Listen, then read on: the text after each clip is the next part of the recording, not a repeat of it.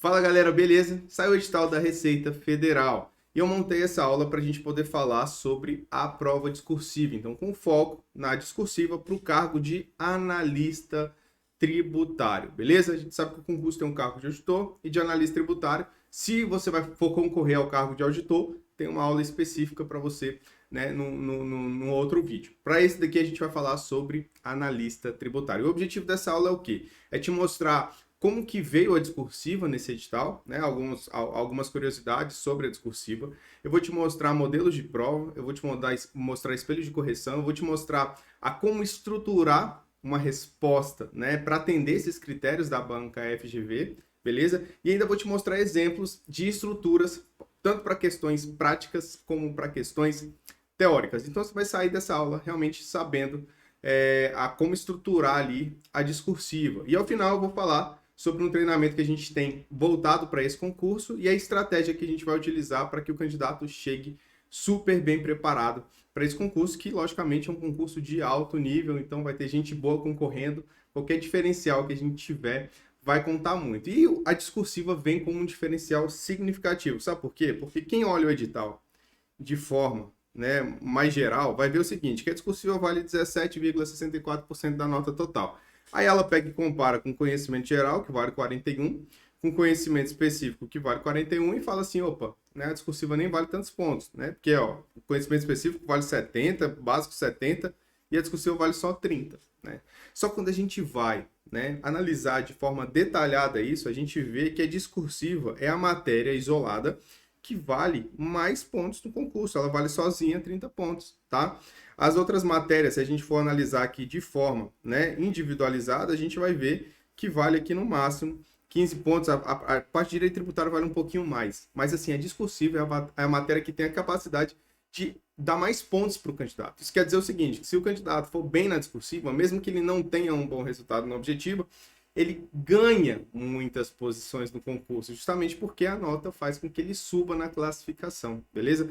Então, é por isso que a gente vai falar com foco na discursiva, porque a discursiva é um diferencial e faz realmente as pessoas serem aprovadas, né? A gente quer que aconteça com você o que aconteceu com nossos alunos no TCE Santa Catarina, por exemplo, que ficaram no pódio ali entre as 3 primeiras colocações, ou no caso do TCU, que a gente tinha 2 alunos entre os 3 primeiros colocados no concurso, né? Fora os outros aprovados ali, além dessas 3 primeiras colocações, tá? A gente quer que você consiga notas aí acima de 90% na sua prova discursiva para que você consiga, de fato, figurar entre os primeiros lugares do concurso, beleza? Se você ainda não me conhece, eu sou o professor Bruno Marques, sou professor de discursiva do Você Concursado e também analista do Tribunal de Contas do Distrito Federal. Também já estudei para concurso de alto nível e eu sei como que é difícil essa preparação, né? Então você tem todo um estudo para a objetiva, né, cansativo, e tem o estudo da discursiva ainda por fora, né? Então você não pode perder muito tempo com a discursiva, porque senão você não consegue ver toda a matéria da objetiva, mas você também não pode só ver o objetivo e deixar a discursiva de lado, então tem que ter um equilíbrio aí. Ao longo dessa aula, se você tiver alguma dúvida, você pode mandar uma mensagem lá no @vocêconcursado, no Instagram, ou na Academia Discursivas no Telegram. E eu vou ser concursado, né, sabendo dessa dificuldade, né, na quantidade de matérias e tudo, ele montou um edital verticalizado, tá? O link tá aqui embaixo, né? Então é só você clicar lá e baixar o seu edital verticalizado ali com todas as matérias já organizadas para você ganhar tempo na sua preparação, beleza? Então vamos lá. A nota do concurso vai ser a prova objetiva mais a prova discursiva. A prova objetiva vai ser aplicada por questões de múltipla escolha, né, na banca FGV, que a gente viu que é a banca do concurso. Ela vai conter lá 70 questões, valendo 70 pontos de conhecimento geral, e 70 questões, valendo 70 pontos de conhecimento específico. Ao todo, então, a prova objetiva vale 140 pontos. Para ser aprovado, o candidato precisa tirar um mínimo de 35 pontos, ou seja, 50% em conhecimento geral e 50% em conhecimento específico, né? Mas não pode zerar nenhuma disciplina, tá? Então, se você for fazer essa prova aqui, acertar um monte de questão ali, tirar uma nota excelente, mas zerar alguma das matérias, você está eliminado do concurso. Então não pode zerar. Isso aqui é uma forma que a banca faz para poder, já que eu não dei tanto valor para essa matéria, né, no edital, pelo menos o candidato vai ter que estudar alguma coisa para conseguir garantir pelo menos um ponto, porque senão a gente elimina ele, beleza? E a prova discursiva? A prova discursiva, a banca fala que pode ser redigida em caneta azul ou preta, e aqui já vai uma dica para você, utilize caneta preta, tá? Por quê, Bruno? Porque na hora que você digitaliza a prova, com a caneta preta fica melhor para ler, tá? Então isso aqui é uma dica para facilitar a vida do examinador na hora de corrigir sua prova. Às vezes a caneta azul ela fica um pouco apagada e aí fica difícil de ler, beleza?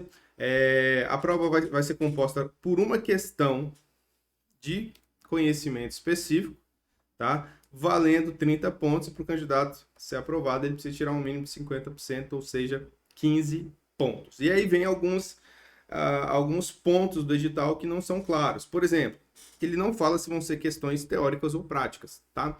Que são, o edital do Senado, que saiu recentemente publicado pela FGV, ela traz que pode ser questões teóricas ou práticas. Aqui ele não fala nada a respeito, né? Então a gente não sabe se vai cobrar igual o Senado, pode ser tanto teórica quanto prática, ou se vai ser teórica ou vai ser prática. Então a gente vai ter que treinar esses dois modelos de discursiva, tá? E também o edital ele deixa em aberto o quantitativo de linhas, né? A gente até entrou lá com uma impugnação para ver se a banca esclarece qual vai ser o tamanho dessa questão, né? Porque, poxa, como vai ser aplicado junto com o objetivo, a gente não sabe se vai ser 2 questões de 20, 2 questões de 10, 2 questões de 30, 2 questões de 60 linhas, né? Não dá para saber exatamente.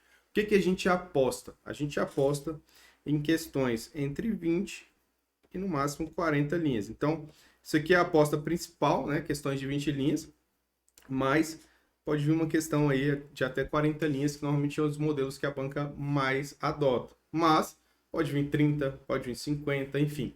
Está em aberto, né? Então a gente espera que a banca esclareça isso. Se não esclarecer, você tem que treinar todos os modelos. Beleza? Show de bola.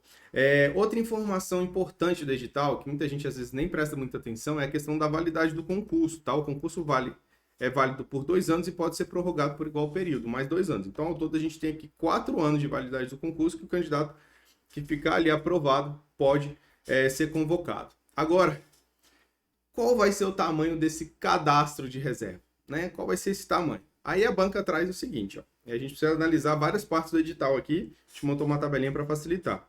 A banca ela diz o seguinte, ó, que vão corrigir esse quantitativo de redações, ó, 1.053 redações na ampla concorrência, 282 para negro e 72 para PCD, beleza? Só que o edital diz que são só 351 vagas, né? Então, ó, tá vendo? De 1.053 redações corrigidas, só tem 351 vagas. Então, o curso de formação vão conter apenas 351, né, candidatos. Então, vão ser os 351 primeiros do concurso que vão fazer esse curso de formação. Tá, e o restante? Né? E quem foi aprovado fora desses 351? Então, o candidato fez ali o concurso para a prova objetiva, conseguiu uma boa nota, ficou ali entre os 1.053. Vai ter a redação corrigida. Teve a redação corrigida, somou a nota da discursiva, reclassificou a galera, né? Então, quem tirou nota boa na discursiva vai lá para cima, quem tirou uma nota menor cai em posição, enfim. Aí tem uma nova lista de aprovados, aí ele pega só os 351 e chama para o curso de formação. Isso para ampla concorrência, tá? Chamou para o curso de formação. E o restante, né? O que acontece com esse restante? Está eliminado do concurso? Não está? Pois bem, aí tem um detalhe lá no final do edital que ele diz assim, ó. Os demais candidatos aprovados na primeira etapa e não convocados para o curso de formação. Então, esses candidatos aqui que tiveram a redação corrigida e tiraram mais de 15 pontos, né? Ou seja, foram aprovados, e não convocados para o curso de formação, ou seja, não estavam entre esses primeiros 351, terão sua aprovação no certame condicionada à participação em eventuais cursos de formação futuros no prazo de validade do concurso, que é de 4 anos. Tá? Então, o que é isso aqui? Isso aqui é um curso de um cadastro de reserva disfarçado que a banca criou aqui. Ela diz o seguinte, ó, não tem um curso de formação específico, mas, né, se a gente quiser fazer um outro curso de formação, a gente pode pegar esses candidatos que foram aprovados e chamar para esse curso de formação. Tá? Então, de fato, o cadastro de reserva, né, que a gente pode considerar aqui de sentido amplo, é de 1.053. Então, é muita gente que pode ser aprovada nesse concurso. Então, é um concurso para muitas vagas. Poxa, ficou muito tempo sem um concurso da Receita, né?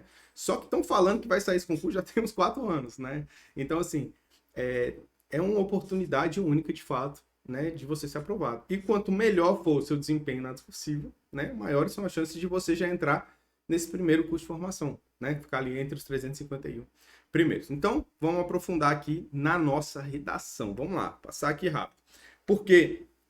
Porque eu quero que aconteça o seguinte, igual aconteceu com o Pedro aqui, tá? Você vê a importância da redação. O Pedro, ele tinha ficado na prova objetiva em 141 no concurso da CGU, que é um concurso de altíssimo nível, tá?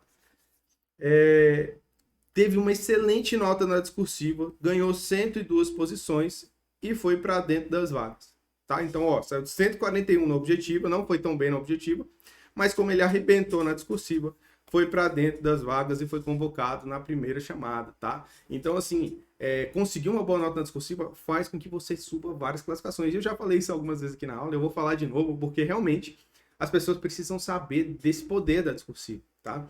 E a discursiva, para você praticar, para treinar, é muito mais simples de você alcançar um alto nível do que, às vezes, poxa, dominar direito tributário para a prova, entendeu? O esforço que você vai fazer para dominar direito tributário é muito maior do que o esforço que você vai fazer para conseguir alcançar um nível de excelência na elaboração da discursiva. Por isso que é interessante estudar para a discursiva, que é um benefício gigantesco, porque é a matéria que mais vale pontos, né? Mas com um esforço menor do que as demais matérias da prova objetivo, tá? Então vamos lá, prova discursiva a gente viu que vai ser uma questão, que é teórica ou prática, não tem um quantitativo de linhas, mas a gente prevê aqui de 20, 40 linhas, né? Valendo 30 pontos para ser aprovado, para você tirar um mínimo de 15 pontos. Certo, o que vai cair nessa prova? Conhecimento específico. Quais são as matérias de conhecimento específico?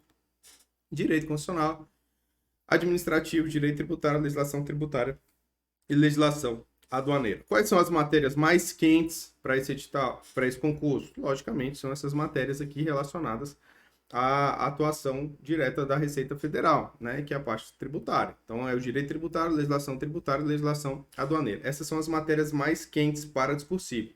Porém, né, pode cair direito constitucional, pode cair direito administrativo na discursiva também. Então, você tem que estar afiado nessas matérias de conhecimento específico, até porque você precisa tirar uma boa nota lá na prova objetiva. O legal é que você, estudando para a objetiva, você já está se preparando também para a discursiva e vice-versa, né? Então, você vai estudar para a discursiva. Opa, vou pegar um tema aqui que eu estudei para poder revisar. E você faz uma discursiva daquele tema. Poxa, serve como uma super revisão, porque você está escrevendo, está refletindo sobre o assunto, está organizando as ideias. Então, se cai uma questão na prova objetiva sobre uma matéria que você fez na discursiva, a chance de você acertar no objetivo é gigantesca, né? Porque você fez uma revisão bem aprofundada, que era justamente fazer a discursiva, beleza? Agora, tem esse rol de matérias que podem ser cobradas, então a gente não tem como saber exatamente o que vai cair, né? Então, por isso que a gente precisa, além de ter esse conhecimento do conteúdo, a gente precisa conhecer a técnica. Por quê? Tá?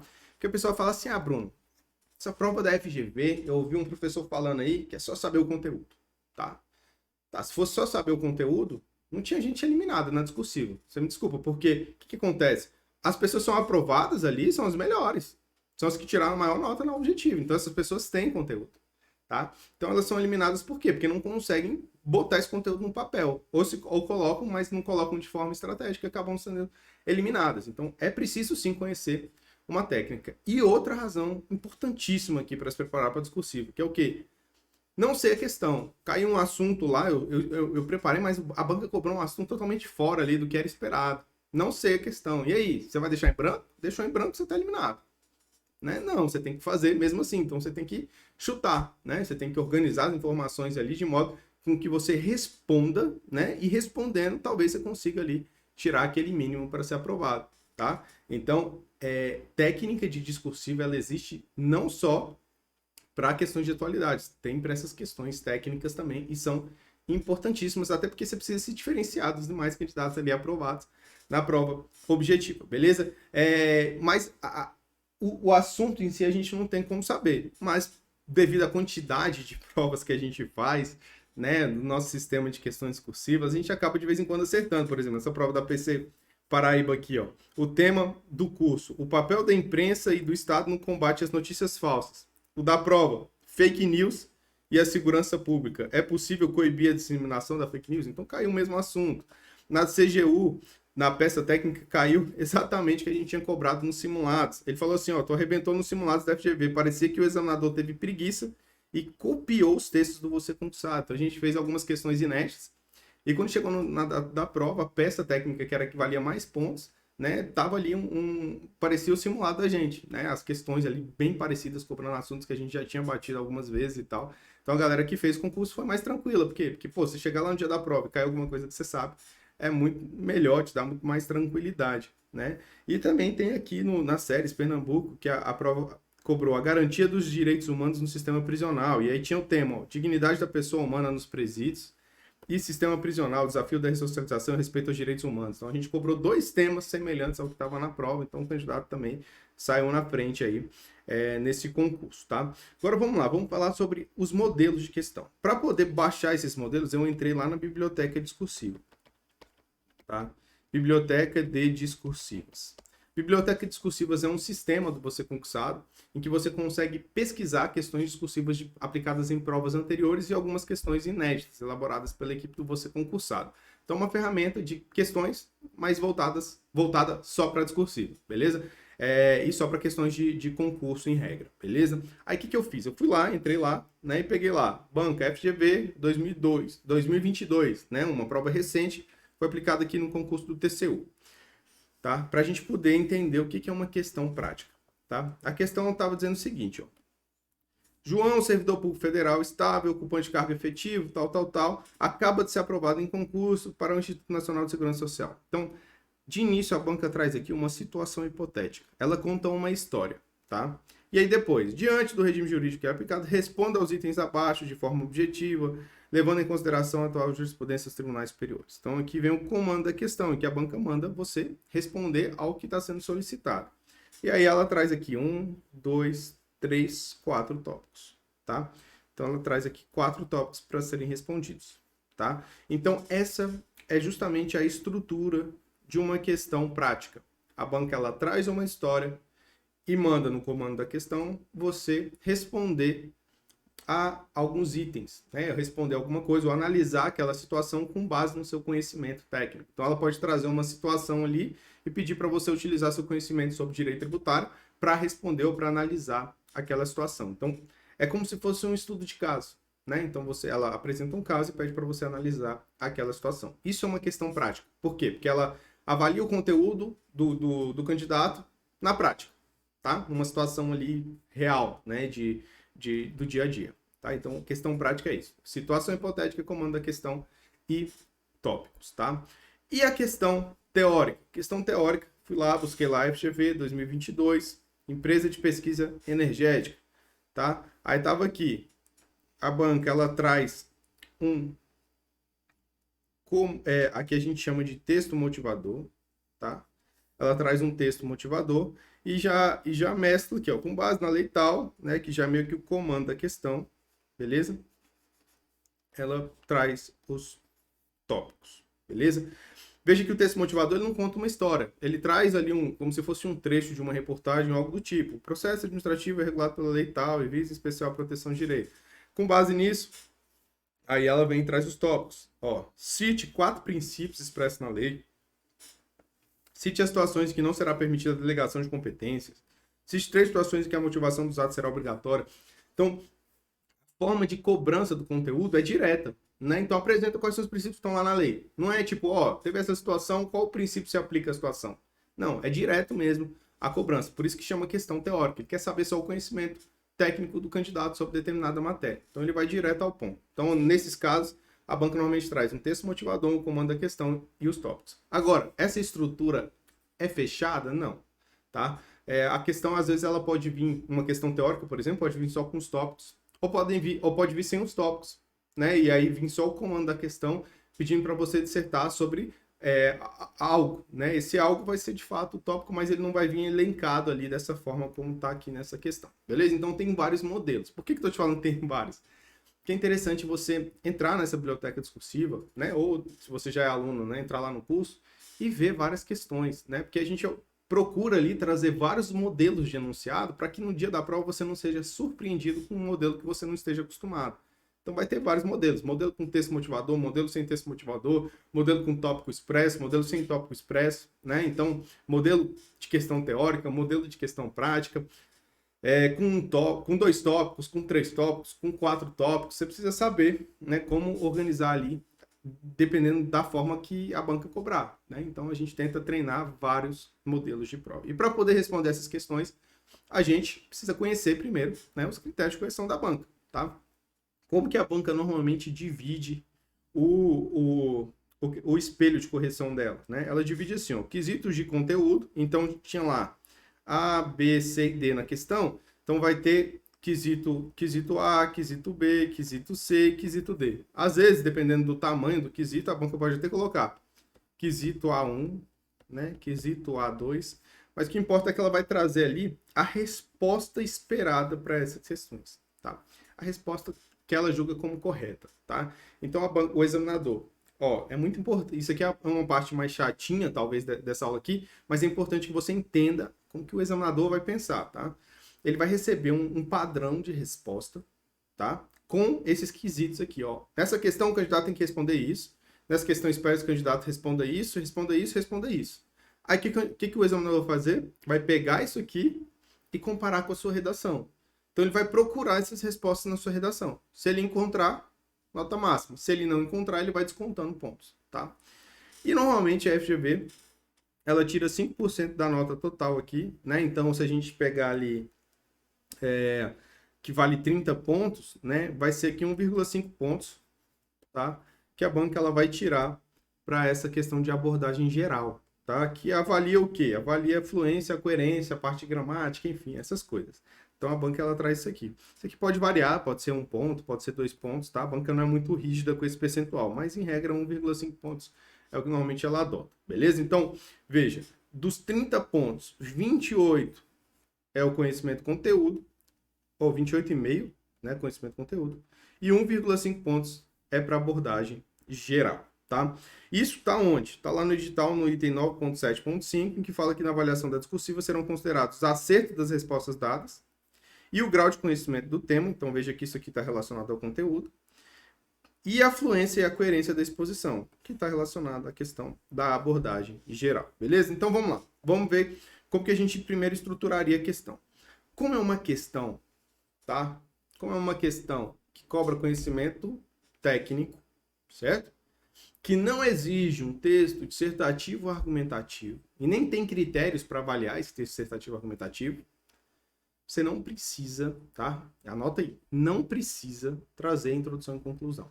Não precisa trazer, tá? Então, seu texto, então, ó, introdução não precisa, conclusão não precisa. Então, o seu texto vai ter só parágrafos de desenvolvimento, tá? Quantos parágrafos de desenvolvimento? Um parágrafo de desenvolvimento para cada tópico do enunciado. Então, se o enunciado tem 4 tópicos, vão ser 4 parágrafos de desenvolvimento. Se o enunciado tem 3 tópicos, vão ser 3 parágrafos de desenvolvimento. E acabou, tá? Então, você vai usar todas as linhas para responder aos tópicos. É esse o segredo para a banca FGV, tá? É importante que você use ali o maior quantitativo de linhas, porque você traz mais informação. Quanto mais informação, maior a chance de você acertar o padrão de resposta. Show? Então, veja, introdução e conclusão não precisa. Por quê? Porque ela não vai valer ponto. Em introdução e conclusão, você não responde a nada. Você só contextualiza, né? Contextualizar não vai te dar ponto, porque a banca vai corrigir com base naquele padrão ali de resposta. Bom? Ah, Bruno, se eu trouxer a introdução e conclusão, vou perder ponto porque eu trouxe? Não, não vai perder ponto. A não ser que você não responda algum dos tópicos. Você faz uma introdução gigante, linda, maravilhosa, uma conclusão perfeita, resolvendo todos os problemas do Brasil, mas não respondeu a um dos tópicos porque não coube. E aí você vai perder ponto porque você não respondeu aos tópicos, tá? Então essa para mim a melhor estratégia. Não faz introdução, não faz conclusão, só responde aos tópicos. Beleza? Vamos ver agora aqui como que a gente pode estruturar um parágrafo de desenvolvimento. E aí a gente tem 2 modelos aqui. A gente tem um modelo de exemplo para tópicos práticos e para tópicos teóricos. Vamos pegar esse caso prático aqui para a gente ver como é que a gente pode estruturar. Ó, imagina que a banca trouxe assim, ó, um grupo de vereadores com forte apoio popular encaminhou o projeto de lei promovendo o aumento da remuneração de todos os setores públicos do município. O projeto foi aprovado pela Câmara e sancionado pelo chefe do Poder Executivo em solenidade muito festiva, tal. Aí vem o tópico. A lei apresenta algum vício de inconstitucionalidade? Então, esse aqui é o tópico. Veja que o tópico, para a questão prática, ele pede uma análise da situação. só que exige que o candidato tenha algum conhecimento técnico sobre a matéria. Então, como é que a gente responde esse tipo de questão? Tá? A gente vai dividir aqui em tópico frasal, argumento principal, regra, tá? Argumento principal, caso concreto e argumento secundário, tá? Essa é a divisão que a gente pode fazer aqui do parágrafo. Beleza? No tópico frasal, o que eu vou fazer? Eu vou responder diretamente o que a banca pediu. Já vou dar meu ponto de vista, ó. Preliminarmente, pode-se afirmar que a lei possui vício formal de inconstitucionalidade. Então, meu tópico frasal respondeu. A lei apresenta algum vício? Apresenta. Tá? Mas eu respondo em forma de texto, né? Logicamente, porque é um texto que eu estou escrevendo. Tá? Beleza, trouxe o tópico frasal. Agora, eu vou ter que fundamentar essa minha afirmação. Por que apresenta vício? Então, eu vou buscar lá na Constituição Federal. Conforme a Constituição Federal, que é o que a gente chama de recurso de autoridade, boto aqui a sigla CF88 para usar o termo lá na frente, se eu precisar. A remuneração dos servidores públicos deve ser definida em lei de iniciativa do chefe do Poder Executivo, né? Então, isso aqui é o que diz a Constituição Federal. Ó, quem tem iniciativa para aumentar a remuneração dos servidores públicos é o chefe do Poder Executivo. Isso aqui é o argumento principal regra. Agora, eu vou pegar essa regra e aplicar no caso concreto.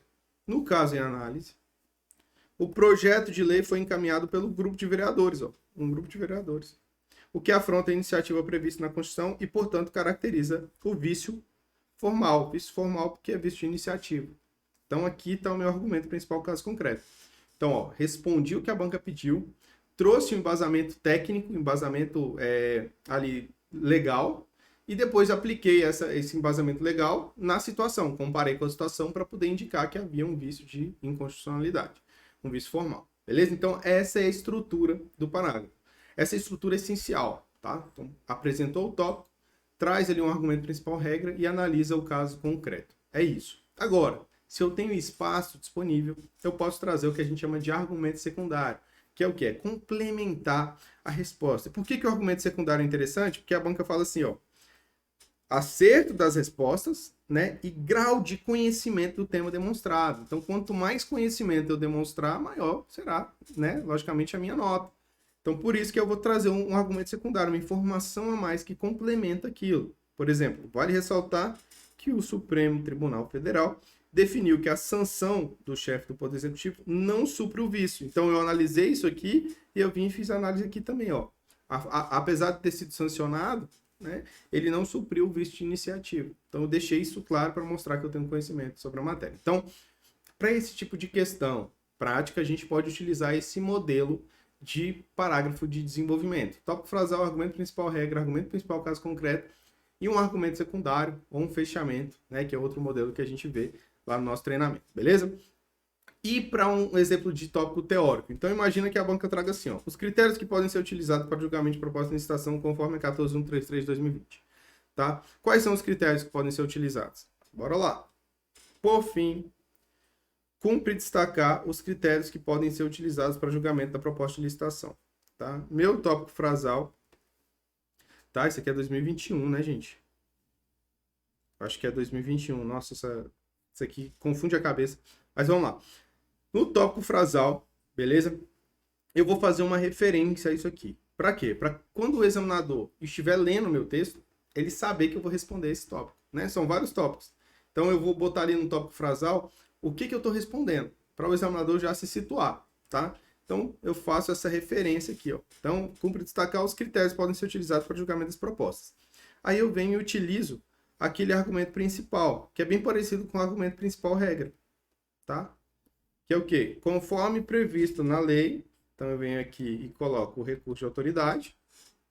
O julgamento das propostas será realizado com base nos critérios de menor preço, maior desconto, melhor técnico ou conteúdo artístico, técnico e preço, ou maior lance para leilão, beleza? Então eu trouxe a regra. Veja que aqui eu não tenho que analisar nenhuma situação. Então a ideia é trazer o máximo de conteúdo possível. Nesse caso a questão era muito direta, né? Não tinha muito que a gente ficar inventando aqui, então a gente respondeu ali de forma direta também, mas, né, respondendo ao que foi solicitado e de forma organizada. Veja que o texto, o parágrafo, ele tem dois períodos, o tópico frasal e o argumento principal. Esse argumento principal, inclusive, podia ser dividido em vários outros períodos, beleza? Então, A gente aprendeu aqui a montar esse parágrafo de desenvolvimento, né, para a questão prática e para a questão teórica. Logicamente, tem outros modelos de parágrafo de desenvolvimento, tá? Que você pode utilizar a depender da forma como a banca está cobrando. Por isso que eu digo, é interessante a gente treinar, ver várias provas, né, para poder realmente conseguir um bom desempenho lá no dia do concurso. Então, qual é a estratégia que eu sugiro que você faça aí? Primeiro, aprenda essa técnica de discursivo, tá? Você vai ter que ver aqui regras de apresentação do texto, vai ter que entender o que é elemento de coesão, só para o texto ficar mais fácil de ler, né? E principalmente vai ter que aprender a fazer um parágrafo de desenvolvimento. Você vai entender o que é o tópico frasal, quais são os vários tipos que existem, tá? O argumento principal, o argumento secundário, o fechamento, tudo isso aqui é ferramenta que é essencial que você entenda para montar essa resposta aí, beleza? Então, aprendeu a técnica discursiva, depois você vai começar a praticar. Então, resolvendo no mínimo 5 questões antes da prova, tá? Poxa, é um concurso de alto nível, gente. É um concurso que paga mais de 10 mil reais por mês. Então, assim, é um concurso que você precisa chegar bem preparado. E a estratégia para fazer essas questões faz uma redação ou uma questão, manda para correção, recebe feedback. Viu o feedback? Viu o que eu posso melhorar? Faz outra questão, manda para correção, recebe outro feedback. Vai ter outros pontos de melhoria, né? Então você vai fazendo isso durante as 5 questões. E é importante que essa correção ela seja com base nos critérios de correção da própria banca FGV, né? Porque aí você vai ter uma noção, pô, o que eu preciso melhorar para aumentar minha nota na FGV, né? Aí você vai ver que, pelo menos aqui no nosso site, a gente não vai dar uma ênfase muito grande na parte gramatical, né, e na parte de estrutura ali do texto dissertativo. Por quê? Porque isso não está no critério da banca, né? Então a gente vai tirar os pontos de forma proporcional. Você vai ver que se você trouxer o conteúdo ali de forma correta e bem organizada, você vai tirar uma boa nota, mesmo que cometa alguns erros de gramática, tá? Então é esse o modelo da banca FGV. Agora, se você ainda não é aluno, né, ou queira ser aluno, tem um curso de discursiva voltado para o cargo de analista tributário da Receita Federal, tá? E agora eu vou explicar um pouco como que é esse curso, como está estruturado, até para que os nossos alunos, né, que também estão assistindo esse vídeo, eles possam se orientar aí na melhor forma de se preparar, para otimizar essa preparação. Então, primeiro, né, os primeiros módulos que a gente tem aqui é a técnica de discursiva, tá? Então, vai te explicar a técnica. Essa apresentação do curso é o que você está vendo agora, beleza? Então, já está ok o módulo 1, ó, você já andou aí no curso.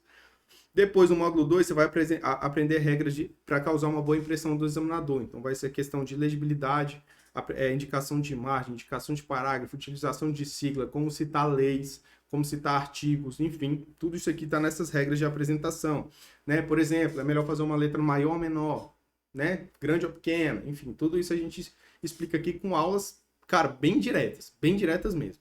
Tá? Depois, conceitos importantes. Você só vai entender qual a ideia de um texto dissertativo e como utilizar elementos de coesão para ligar os parágrafos de desenvolvimento. Depois, hora de montar o texto. Aqui você vai aprender a montar o parágrafo de desenvolvimento. Então, vai ter uma aula lá só para o tópico frasal, uma aula só para o argumento principal, explicando o que é um recurso de autoridade, quais os recursos de autoridade você pode utilizar, enfim. Então, aqui você vai entender a essência da técnica, ver vários modelos de parágrafos de desenvolvimento, para poder aplicar lá na hora que você estiver fazendo. Depois disso, você ainda tem aqui uma outra metodologia que é o rascunho eficiente, tá? Que é uma técnica para você ganhar tempo, né, de prova. Então você vai aprender ali a como estruturar seu rascunho para não perder tempo e conseguir fazer a prova dentro do prazo previsto pela banca examinadora. E eu ainda trago lá um módulo com os principais erros gramaticais, são os erros mais cometidos em textos, né?